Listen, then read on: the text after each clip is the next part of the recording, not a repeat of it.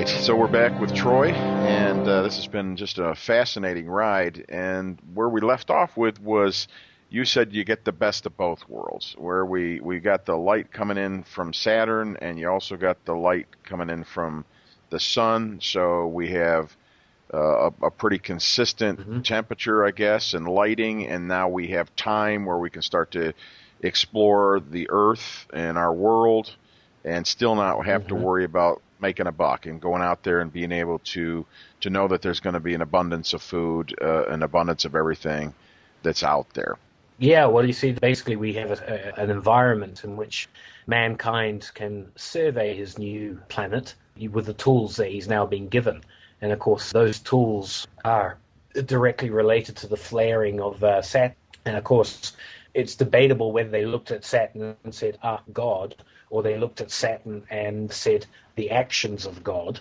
But nonetheless, Saturn is attributed, or the flaring of the planet is attributed with providing them with these intellectual tools with which to survey their new environment. And, of course, the most important thing that seems to grab their attention is this encroaching star that rises in the east and sets in the west. And as they approach and seems to get larger, becomes one of the all-important observations, or what would you call it, occupations, of people existing at that time. But, and this is the big caveat of what is going on here, it sounds idyllic, but the beginning of it was itself a cataclysmic moment, yet the aftermath seemed to be an improvement on what they had on the Purple Dawn period.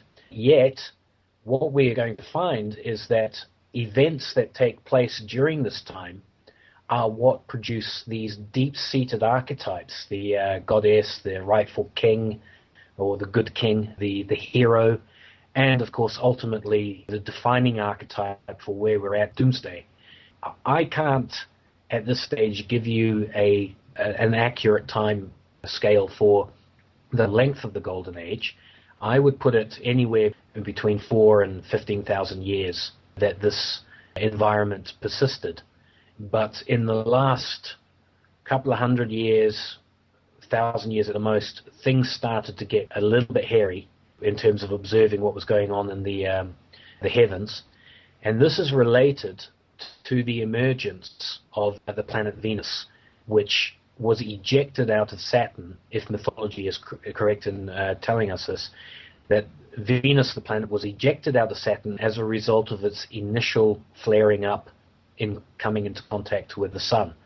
And that for the majority of the Golden Age, the planet Venus settled in to that position between Mars and Saturn as a result of its glowing, because it's basically a piece of star, piece of glowing solid star that came out of Saturn.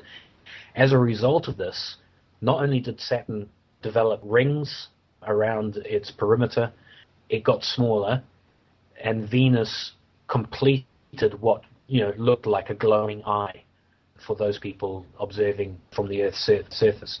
Make sense? Yeah, so where is Venus in proximity of, like you've got in the alignment, you've got Mars and then Saturn, and where would Venus be? Piggy in the middle. Oh, in the middle. Yeah, it's so there's a string of pearls dropping down from Saturn's south pole. All right, the alignment goes Saturn, then you go down to Venus, where it's been ejected. You go down to Mars, and then you go much further down to Earth.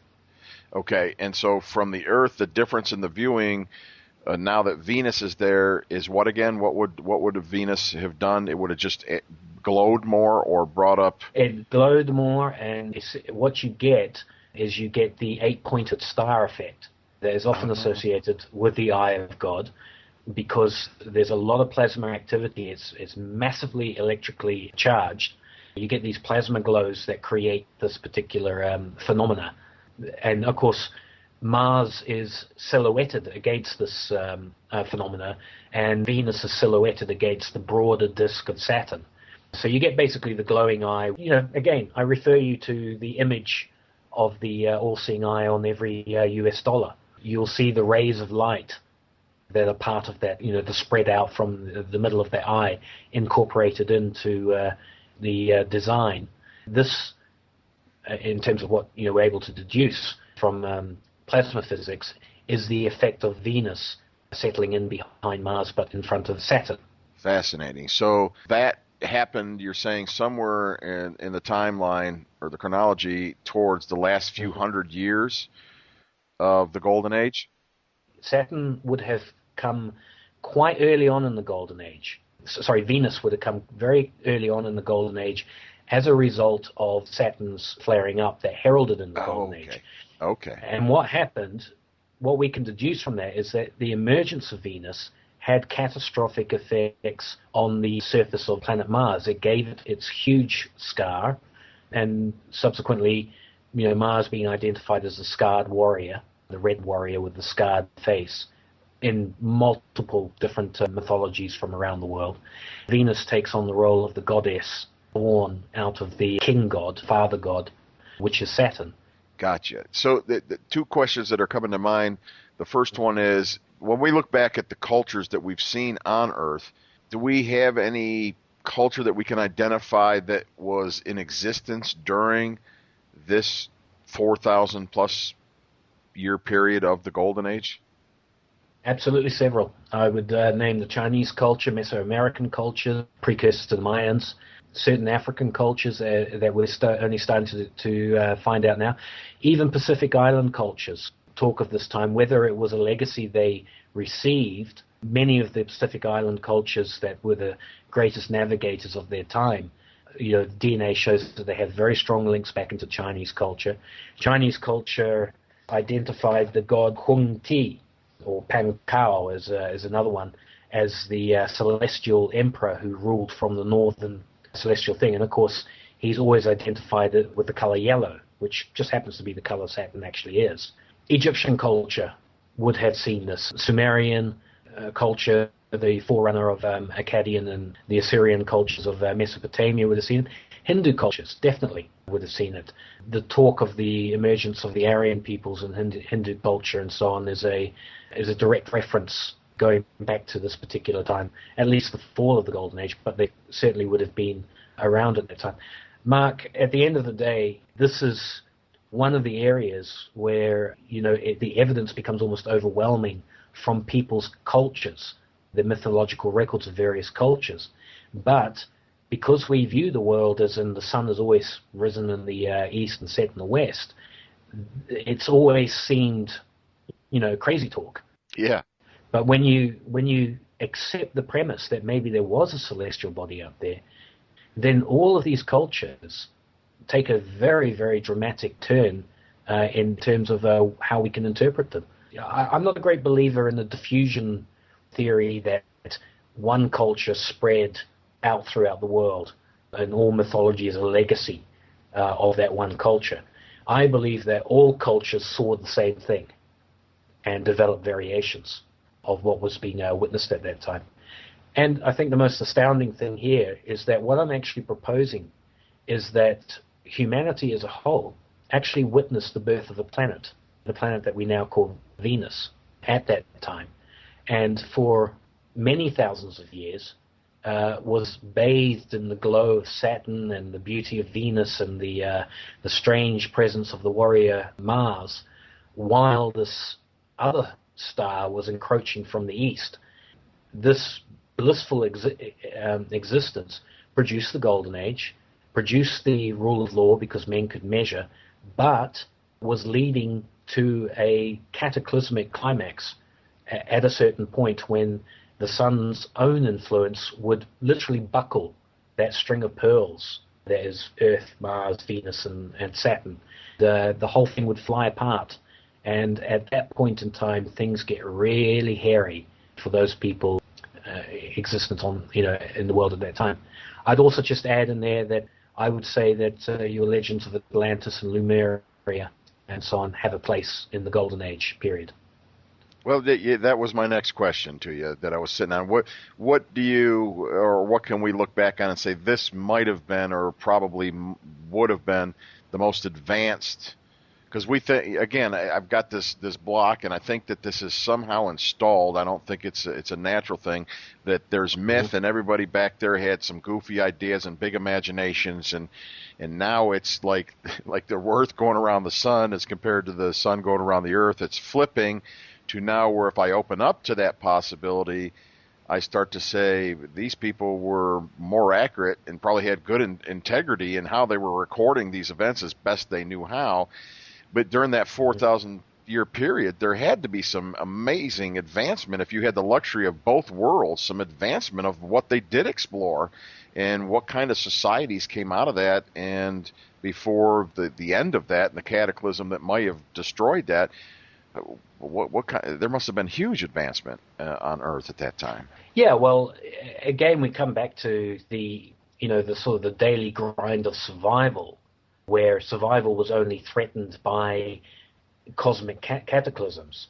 But life on Earth was pretty easy in terms of the fact that you could travel around and not experience climatic extremes of the type that we have today.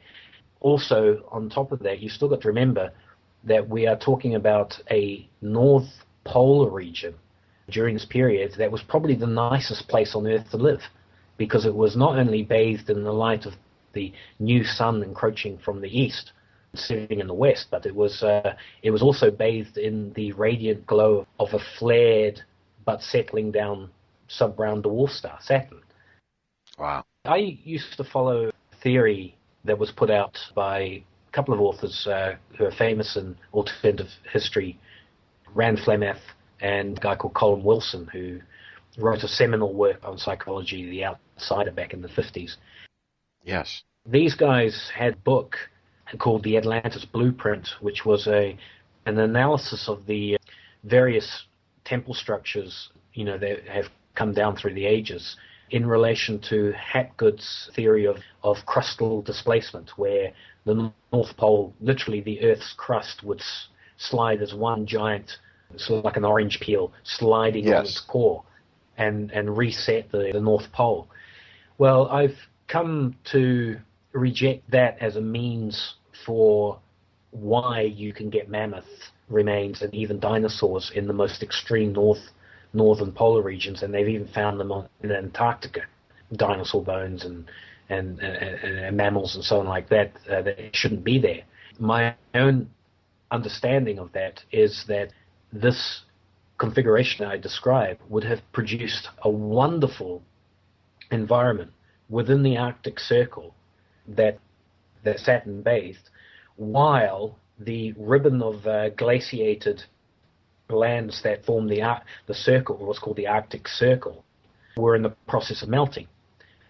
Rand Flemath and Colin Wilson had argued that a warm Antarctic continent would have been the best place to go looking for instance, Atlantis. And I like their idea of it. But I'm now moving towards the idea that the Atlantis concept itself was whatever was happening in the northern realm. And I'll explain why, because the northern realm became the Mount Olympus of the Greeks.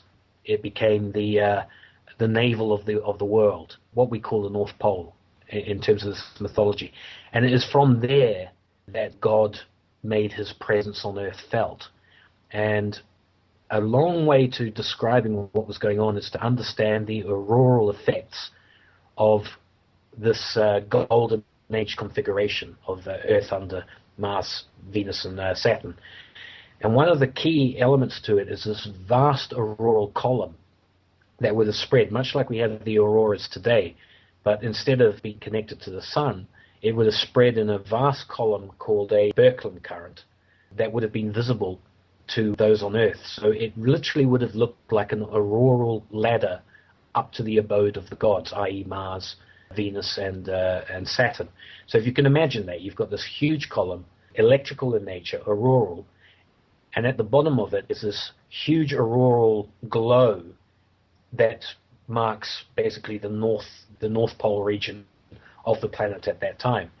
And of course, it's completely understandable. People would be fascinated to know what was going on inside that glow. A lot of mythology tells us that there are certain cultures that claim to have come out of that glow.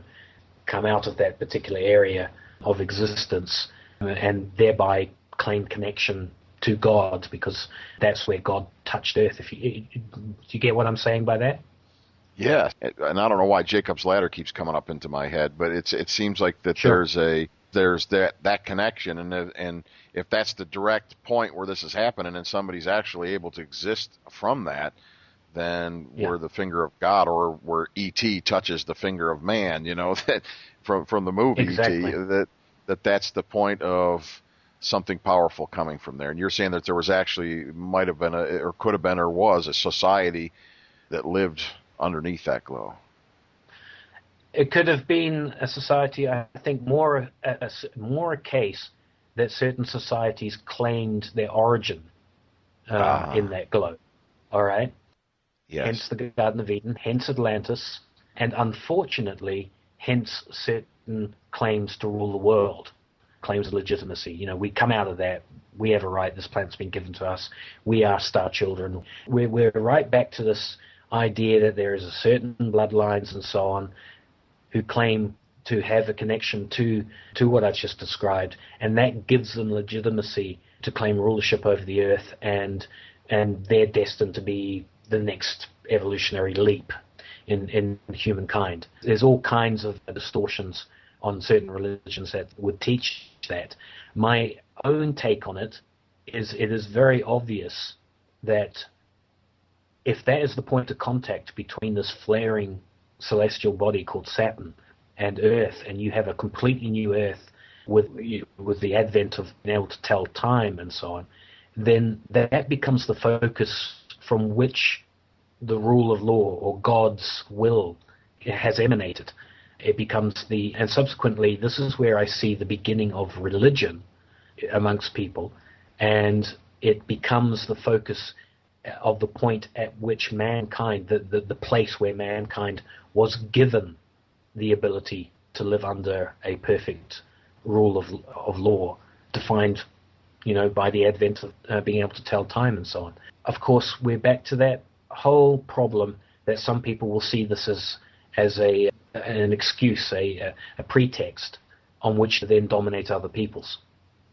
The people that came up with, I say the people because I'm kind of drawing a line there temporarily to say the people that came up with the time and the weights and measures, it seems like at the beginning point there was a purity to it. There was a purity of mind that came up with it. There was a purity of mind that developed it and passed it to mankind. That then there's the part of the idea of what the word wicked means. It means to twist, just to twist it a little bit. Like there was a wickedness that twisted that for self-purpose that then begins to take it a little bit out of a degree. It seems like originally that wasn't there, because we have an archetype that goes, no, that wasn't always like that. There was something purer, cleaner with that. Sure. The origins of, that starts with this telling of time. And really, the conceptual idea, which would later on become divine inspiration there, is that the means by which you tell time has to be accurate in order for all people to partake in the blessings of being able to tell time. And what I'm saying is you can't give one person a watch with 12 numbers on it, and another person a watch with 15 numbers, and another person a watch with no numbers. You know what I mean?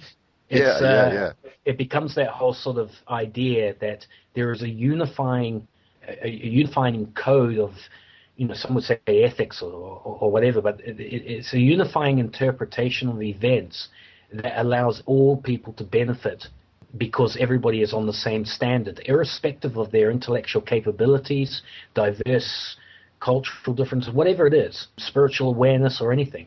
It allows people to interact and trust each other to come up with, 1 + 1 = 2 and not some other number, because they have a different frame of reference. This is what I think is going on in the Golden Age, where you get the Adam and Eve moment of deciding to be a judge for themselves, is to literally experiment with ways of manipulating what is self-evident from the environment, in terms of being able to tell time, and coming up with a different methodology that is purely born of their own mental gymnastics or whatever. This is what then leads to a situation where somebody can say, we'll take time, okay? I've got a way of telling time. It's different from your lot. My way is better, but only I can understand it. So you do everything according to what I say in terms of how I tell time, and I won't lead you astray. You just follow me, all right? That then leads people in a very vulnerable situation of being manipulated by people claiming to have a knowledge that is secret to themselves. Whereas the original idea is that here, the standard is what we can see in the heavens, provided to us by the gods or God, and we've encoded it, and everybody has reference to that benchmark. Everybody can appeal to that benchmark when undertaking any kind of interaction with other people. But the second you give somebody secret knowledge of the law and how it's interpreted, you run into problems.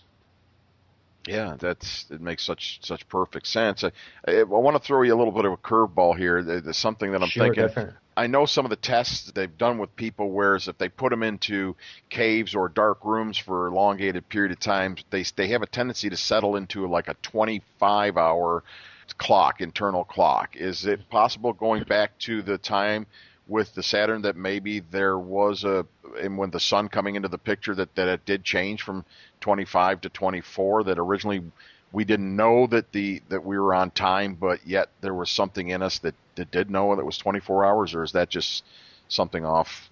Yeah, no, it is an area. I am one of these people who doesn't seem to suit a 24-hour clock very well. I always drift, no matter how much I try to stay with the confines of the 24-hour day. No, this is along the same lines of understanding why the year was always talked about in 360 days and not 365 and a quarter days. And there seems to have been variations, and I have no doubt that there were times. I think that whole 25-hour clock and so on even goes back to a time, if you have human life in what's called the Purple Dawn, where there's no reference to time, people just slept until they didn't need to sleep. Then they worked until they needed to sleep, or then they did whatever until they needed to sleep. This sort of quasi-nocturnal go-as-you-will type thing probably describes the vast percentage of human history compared to what we have today with the 24-hour clock. Whether the Golden Age had a different set, I think it's more a case of going from that Purple Dawn period of no time to tell, and the constant adaptation that we're doing even now to this day. We adapt, to these new environments. But it's a question that is very, it's very relevant to also studying why we have a tradition of 360 days compared to the known 365 and a quarter we have today. Is maybe that shift and change of knowing the natural from the 25 to the 24 could have been a place where you go, why don't we do this with other weights and measures? Maybe, the sinister aspect of it, of shifting to say, how do they know? Or that there was something missing in the time from the 24-hour clock that we may have gone on to the 25-hour clock where we were on with the Purple Dawn, and say, hey, wait a minute, that might have extrapolated to something with death. Does that make any sense to you?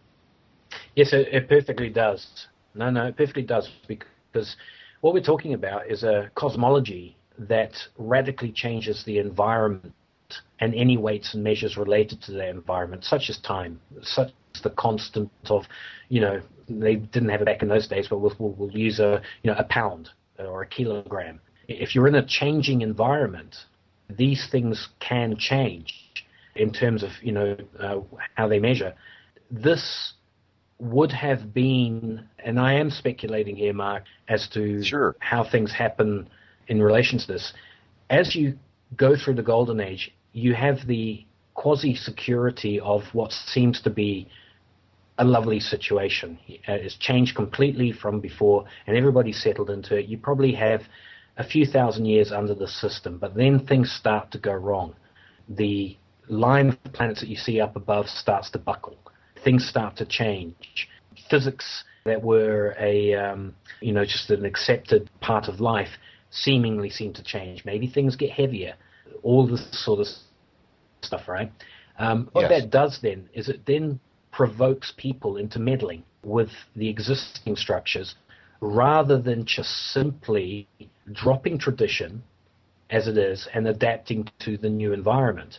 So you get this conflict between people who go, no, that was a kilogram, that was the old way, that is a kilogram as it is, blah, blah, blah. And I'm using an analogy, an example. It's great. And then you get other people who say, no, that's not a kilogram anymore. And you are suddenly in conflict. And anybody who has a desire to dominate, to come into control over other people, this is a fantastic opportunity to basically establish your own system of weights and measures as you see it. What you then have in terms of religion is you have the chicken and egg situation.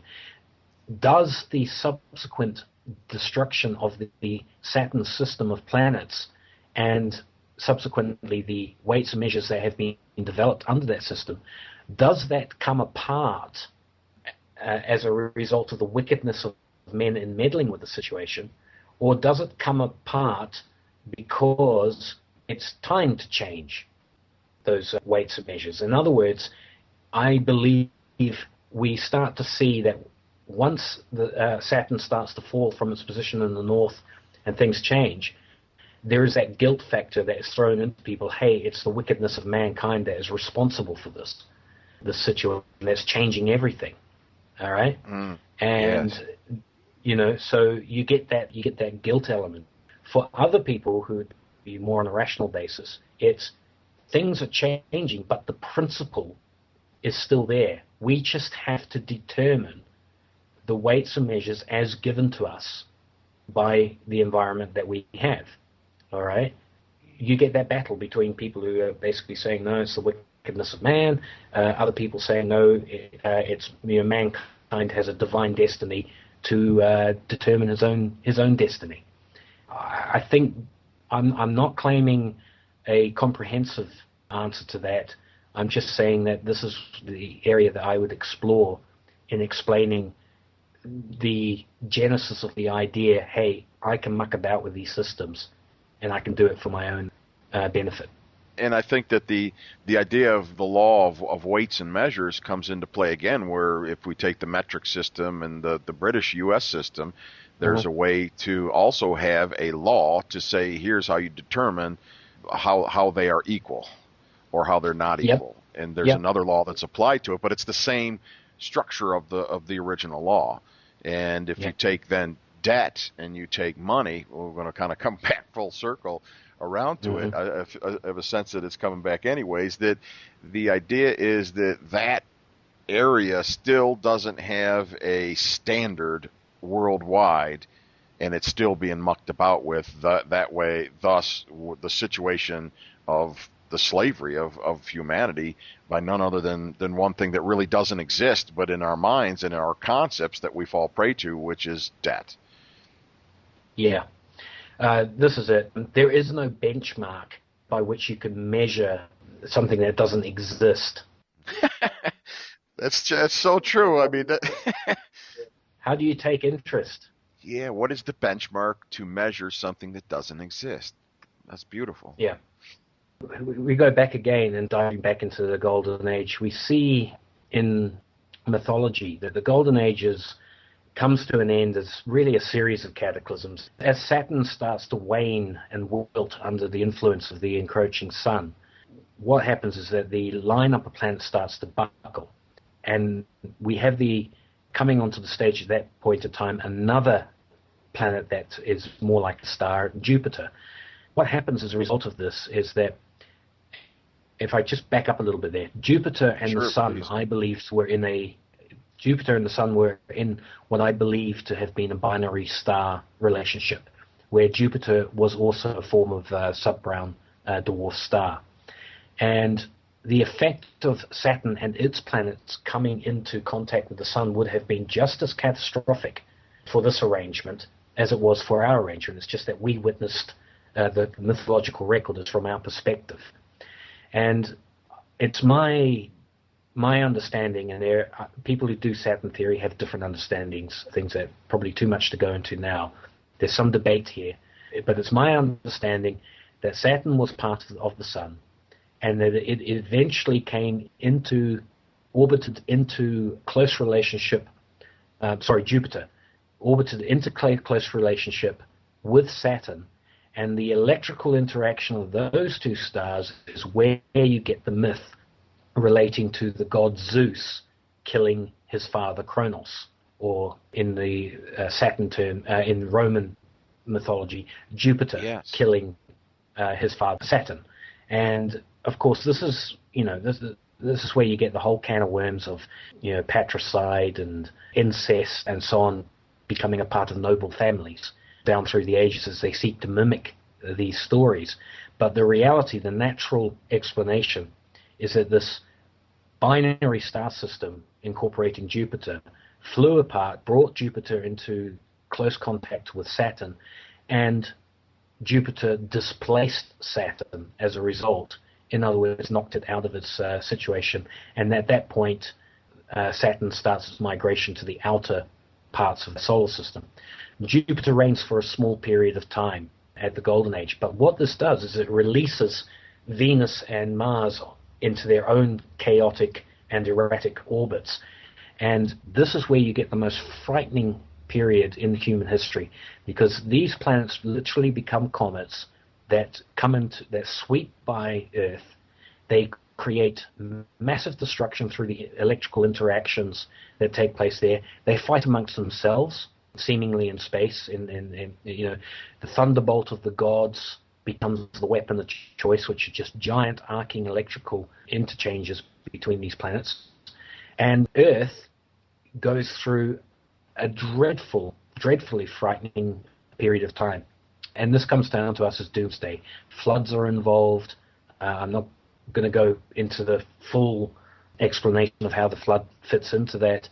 But essentially, Earth ultimately ends up on its own. And it too is captured and finally finds a equalized position in orbit around the Sun. And the Sun becomes its new source of life, and the poles freeze. The Earth changes. We go from a radiantly bathed planet with a light version of day and night to actual day and night. And we're joined by another object called the Moon at this particular point in time, a legacy of stuff that was ejected from Saturn, or could have possibly been a satellite of Jupiter that flew apart in the Saturn-Jupiter interchange and ended up orbiting around Earth in a phase-locked orbit. So we've hit that situation where the solar system is now starting to look like it is today. But there are still erratic movements going on. Right up till about 600 BC, there are seriously dangerous encounters with Mars or with Venus. When you take this whole cataclysmic end to the Saturnian lineup of planets, and you find an Earth at the end of that cataclysm out on its own, this is when people, after the initial trauma of that, start to look for what made Golden Age great. What was great about it? And for those with real wisdom, they look past the idea of, hey, we had a sun up there and we had a sun over here and we had light and everything grew and it was wonderful. And they settle upon the idea, what was great about the Golden Age was we lived under God's law, or Saturn's law, or whatever variation you want of that. At that point, you get civilization attempting to codify what was lost in the Golden Age. It's open to interpretation, but these people apply their intelligence as much as they can. You get a second age of discovery and building. And it's at this point in time in history that I believe the pyramid was built, that many of the great, truly great stone structures were created around the world. I believe that a lot of this was a result of diffusion of one single culture that went around and basically, showed people around the various parts of the world how to construct these new. I'll be honest. I call them benchmarks in stone. Yeah. everything was still oriented to the north. So it was a different exploration period of building to what happened in the Golden Age. It was a second great exploration. But that, combined with the advent of writing, really laid the seeds for those who would seek to manipulate and corrupt systems as a shortcut to getting what was lost in the Golden Age, that idea, I can have an easy life. And everything you just covered, I would love to go into it another call, because it seems like there's a call in itself. Just just what you were going through from that perspective. It brings me back right now to see how the way the world is, and that we as humans, how we do it to ourselves. I mean, just the idea of what you said between Saturn and Jupiter, the killing, of the children, and that the stories, it's like, oh, well, let's just take that literally, as opposed to, no, this was about what happened in the skies when it buckled, and the interaction of the two systems coming together. But because they're coming from people that did know how to explain this, and maybe were looked up to on Earth as the kings and the queens, or the intellectuals, the common people, let's say, to speak, or the people without that knowledge, it was ripe for interpretation. Or maybe the people at the top put it in the way that said, no, it was actually this way, and this is why you should do this, this, and this to get power out of it, to get their own little golden age, so to speak. Right. But to say, there's a part of me that's saying, okay, there's hope here. Then there's another part that's like, oh gosh, it's almost hopeless. So I mean, I'm kind of caught between that dichotomy of like, this is information is huge, and what do we do with it? Well, what do we do with it? Well, my personal understanding is this, that the solutions for how to deal with what we see in the world, for instance, presented in Christianity, is actually a hearkening back to the original Silver Age priesthoods that originally set about trying to reinstitute the rule of law immediately following the cataclysm that we call Doomsday. That's why in Saturn Death Cult I make reference to Melchizedek, or the priesthood of Melchizedek, which is a priesthood that is very ancient in biblical terms. It's mentioned in Genesis, but it's also mentioned in the book of Hebrews. And the Christ figure of the New Testament is specifically identified as having entered into the priesthood of Melchizedek, and that priesthood is seen as the leading priesthood for bringing people back into a time when that priesthood was originally formed. And of course, we have to remember Melchizedek simply means king of righteousness, which again alludes to the idea of law. Okay? So it's my belief that there are traditions, religions on this planet that have deep origins going back to a very altruistic need to create law at the beginning of the Silver Age, immediately after this Doomsday event. But there are individuals and groups of individuals who have, within the internal workings of these priesthoods, have successfully usurped those positions. So the linear development of rule on this planet starts with a altruistic priesthood that says it's the law that rules us, not an individual, to people gravitating towards an interpreter of the law, a priest, a high priest. The high priest then becoming the king. Not only does he interpret the law, but he is then bestowed with the right to make laws based on that law. The high priests becoming priest kings at this particular point in time, instituting a corruption of weights and measures to their benefit, getting the first cataclysm experienced on Earth, which is solely man-made, which I call the Tower of Babel, which we can go into at another stage in this conversation or another call. But essentially, you get the corruption of the system imploding on itself, and out of that corruption, what happens is that people look around themselves, they see the mythologies that this corrupted priest-king system was based upon, and they look at the solar system that they're in, or they look at the skies, they see nothing similar to what is described in mythology, but they know that this mythology and its priest-kings are the key to legitimizing rule. And so subsequently, you get the phenomena of man basically becoming God by the power of his own arm, by force of his own personality. And this is where you get the move into what I call the warrior kings, who replace the priest kings. And the priest king legacy remains under the auspices of the warrior king chain of leaders that we see rise up in the world, purely as the means of providing the legitimacy to claim rule, in that these legacies of the priest kings have all the archetypes that come down from the Golden Age that trigger reactions at the subconscious level in people who the warrior kings are trying to impose their will upon. And so subsequently, the warrior kings are given a source of legitimacy that they cannot do without. But we begin that period in history where mankind becomes his own God, when individuals produce themselves as being God, in the sense that they can determine what is law, what is not. From that period down, it's only a short time before the warrior king is superseded by the nation state, which becomes personified by the emergence of Rome in Western culture.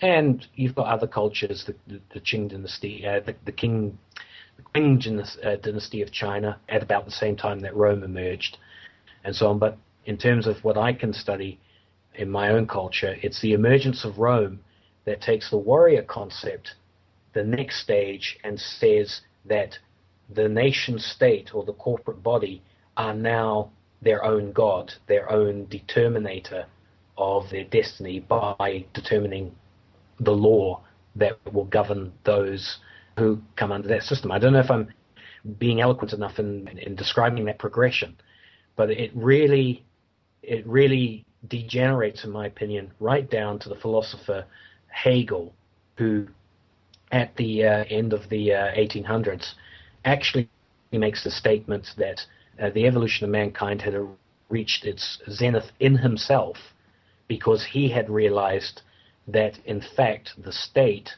was an organism and not the individual. It was not a construct of many different organisms. It was in its own right an organism.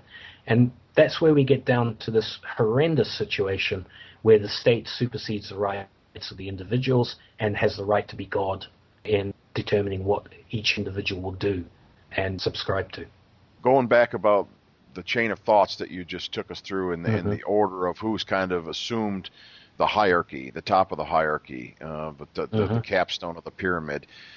There's first of all, let me say that to me there was a freedom there somewhere before you began that, and that was that as an individual, I've had a rebellion against the law. Something in me knew that the law was corrupt and there was a rebellion against it, yet at the same time there was a desire to follow the law.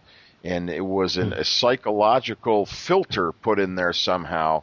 And as you explained the idea of weights and measures that's equal for everybody, now I love the law. Now I don't have that filter there. It opens it up. You trust it.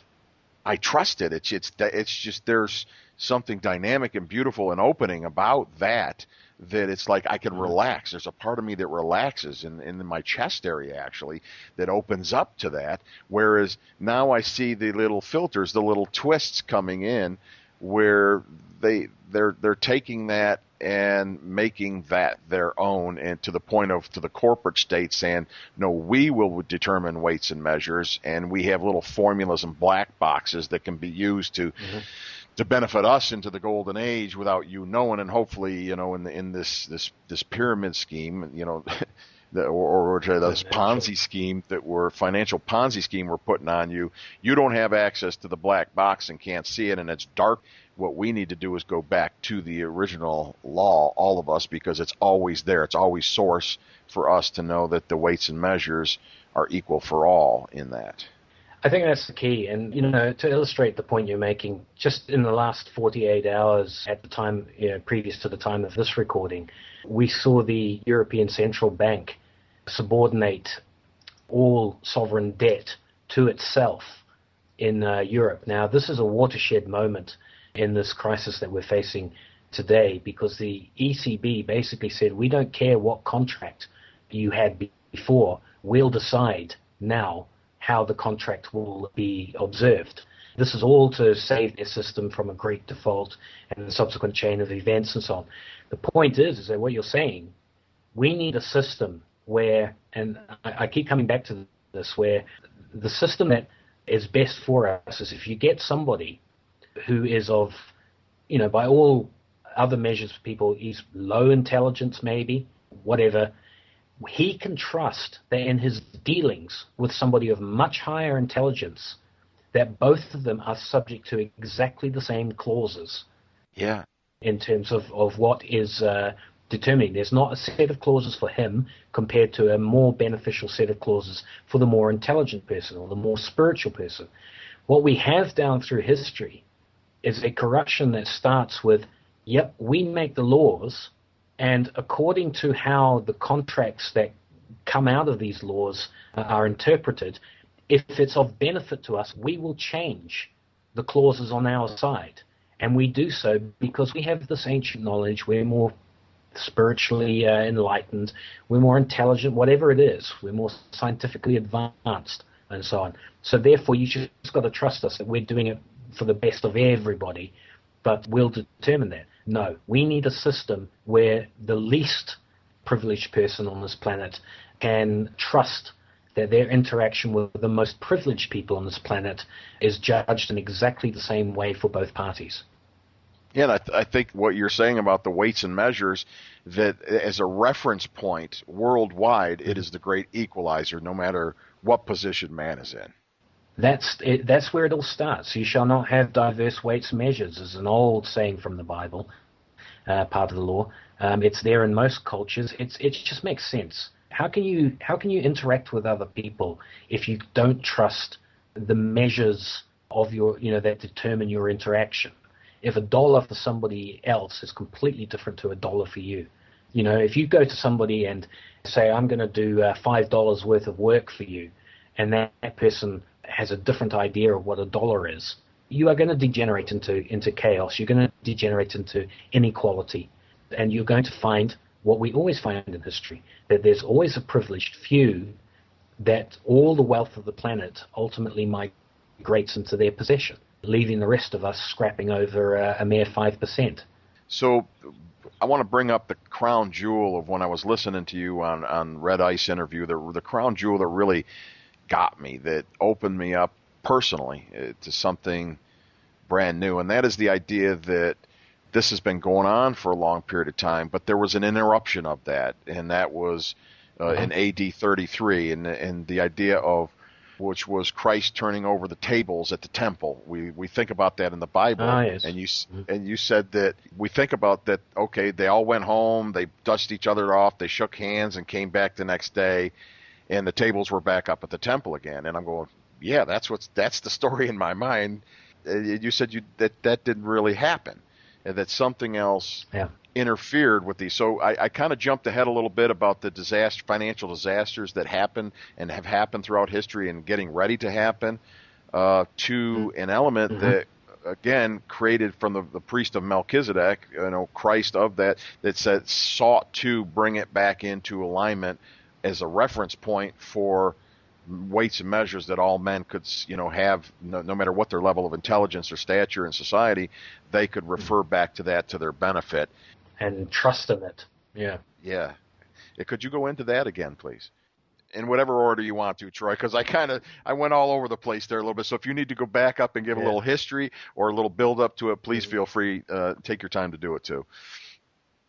Okay. Well, really the basic understanding to have when looking at this question that you've brought up is to know that probably the age-old conflict throughout human civilization, doesn't matter which culture, Chinese and that, but we'll concentrate on the Judeo-cultural heritage, which comes out of Rome and back through Babylon and so on. The age-old conflict has always actually been not geopolitical, not even religious. It has been the fight between those who would lend money at interest and those who believe that money should be not lent as a debt. And this goes back to a fundamental in many world religions. You are not allowed to lend money at interest. And by that, it's not exorbitant interest, it's any increase. Any such type of increase is not allowed. Now, biblically speaking, the rule in the Bible has always been one of debt forgiveness, whereas the rule of man, that is the corrupted version of that, has always been the one of indebtedness, getting people into debt. And where this conflict first emerges is in the book of Genesis with an incident called the Tower of Babel. And Babel is a word that also is translated as Babylon. So we know that the Tower of Babel is intricately linked to Babylon, that empire, ancient empire, which is most closely associated with the monetary system that we're talking about, the money as a debt system that we're talking about. Okay? So the Tower of Babel is really an account of the creation of a economic system by people coming out of the plains of Shinar, that is the geographical area where Babylon, ancient Babylon, was situated. And it is a system of commerce which is based on the issuance of debt.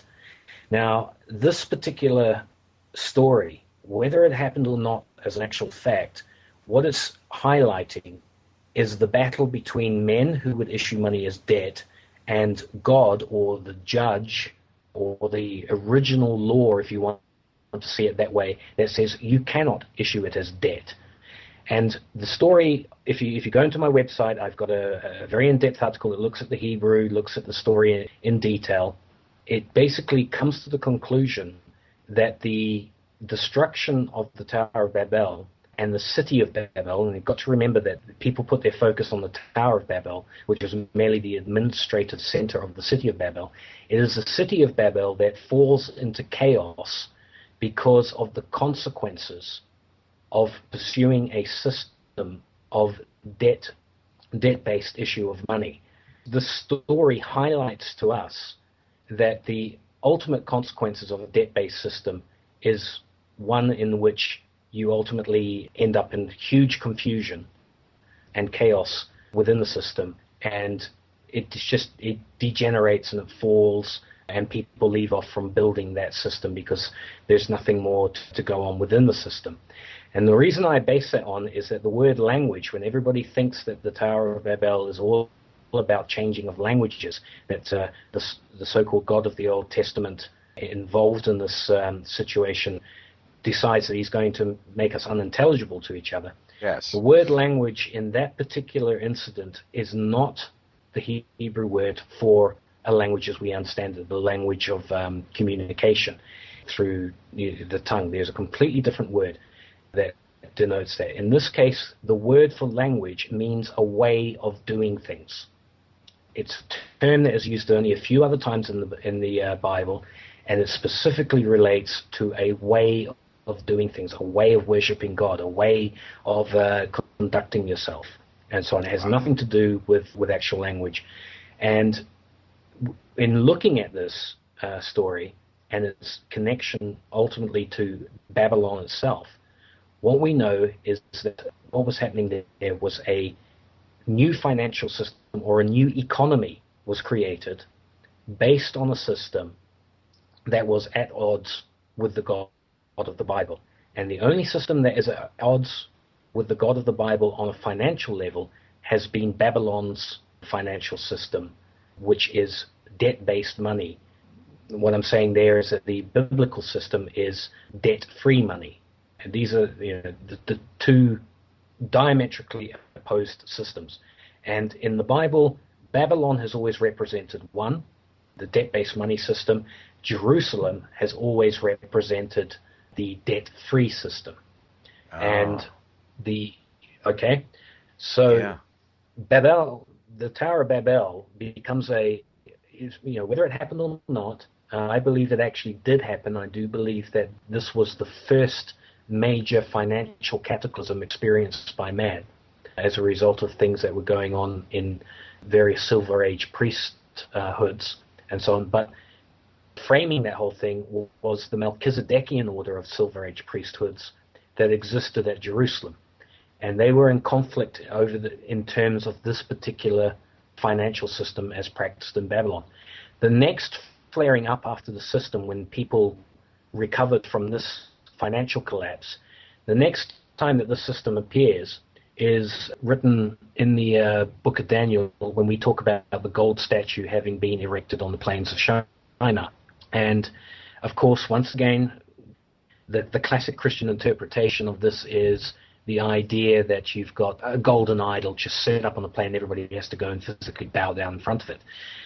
Reading between the lines, and much more than that, and I do cover this in Saturn Death Cult in detail, but the basic idea behind this story is that we are being told this was an attempt to set up the world's first gold standard as a financial system. Now, the Melchizedekian system that was operating in Jerusalem was based on what's called a barley silver standard. And that was based on the idea not on land's intrinsic value, but in the productive capacity of the land, how much barley it could produce in 1 year over a 49-year period called the Jubilee.